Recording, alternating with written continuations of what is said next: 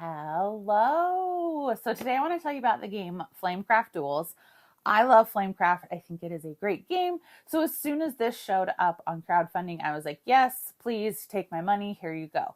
And notice that it is Duals, Duals, not just Duels, because obviously a lot of games this year we've gotten two-player versions of, which this is, but it's also because there are dual dragons. And even though it is a two-player, it has a solo mode and an advanced mode, a couple different advanced modes you can add in. So there's a lot in this box.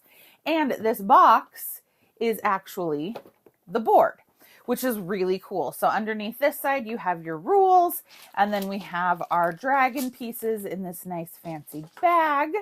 And then on the other side, we have our coins, because each player is going to get 3 coins. It allows them to kind of, if they have some really bad cards, swap out their cards, or it counts for a point at the end of the game.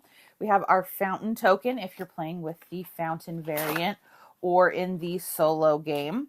And these are very slippery cards because they are the PVC cards.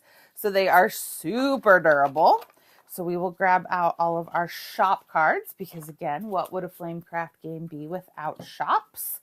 We have our player aids, which are awesome because it tells you your turn sequence and then tells you the abilities of the dragons. And then there are fancy dragons in here and a fountain cards in here if you are playing with either of those 2 versions.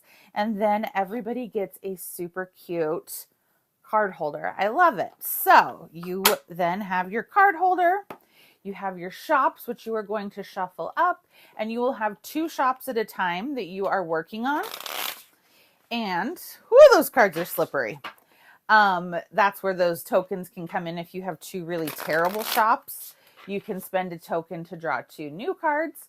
So you'll have your 2 from your existing, and you draw 2 more, and then you may keep the 2 that you want. So this is the play area, and we start by putting 1 of each dragon around the center circle. There is a nice little dragon icon there so that you can see, and these just go out randomly.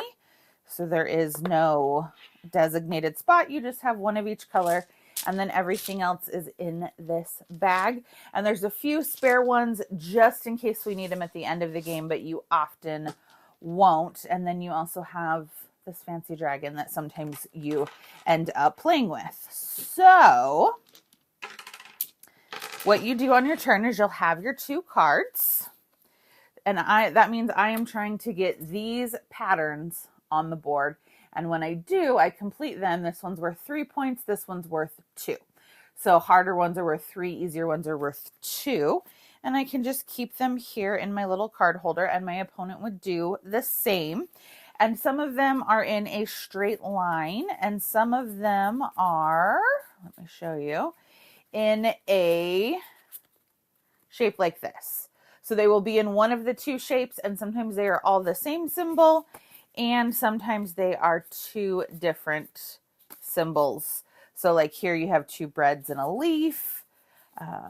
So you have all different variations basically of the cards.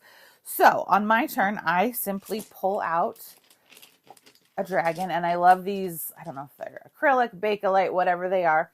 And I can place this anywhere that I want that is next to a dragon or on top of a dragon. You may play so that dragon or piles are no more than 3 high. And every dragon has a fire up ability. So this one lets me pull 3 more from the bag and place 1 of those. And this one doesn't really help me go, whoops, hey, look at that. That was wrong. So let's switch that around. I played the wrong thing. I had the wrong tiles. Did you guys notice that before I did? I make mistakes. Okay. Oh, and look what I drew again. So I'm going for a lot of reds and purples, which I'm working towards here. So I'm just going to place this here, and then I'm going to fire up his ability, which says pull 3 and place 1. Okay, so these, again, don't help me in what I'm going for, but I can still decide to place them.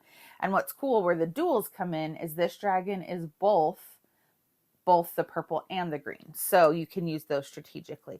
But when I place this next one, I don't get a fire up its ability. So I'm just going to do that because why not? And then the next player would go. If I had completed one of my shops, so let's say I had done this, which shows 2 meats and then one of the potions, and I had done that, then I would complete this and I would get a new one and my turn would be over. So that's how it works when you complete them. You then get a new shop. And this is where, if you're like, I really don't like the shops I have, I'm going to spend one of these tokens. I'm going to draw 2 more. Ooh, that's way better. I'm going to discard both of those and then I would go. So that's how it works. And you just keep going.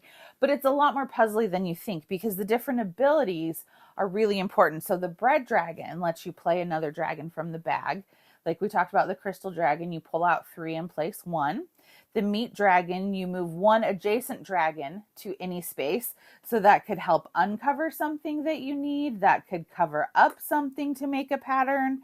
The iron dragon, you move 2 adjacent dragons, each 1 space. So you could do something like this. So the state of the board is constantly in flux.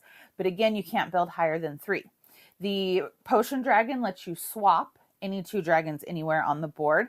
The leaf dragon lets you fire up the ability of 1 adjacent dragon. So you have a lot of ways to manipulate the board to make it what you want, but also your opponent's doing the same thing. So it's really fun. And the solo mode is very puzzly because you have to complete a shop like every turn or spend a coin. And if you can't, you lose. So there's a great solo mode. And then you can bring in the fancy dragons that have different abilities to twist the game. And you can bring in the fountain, which then you can complete fountains. And that's going to get you some extra points and things. So there's a lot going on in a small box. And I love that the box and the board are all together. This is great. It's another awesome addition to the Flamecraft world. So I love it. I would love to know what you think. Give me a like and a follow, and I'll keep bringing you more board game content. Thanks. Bye.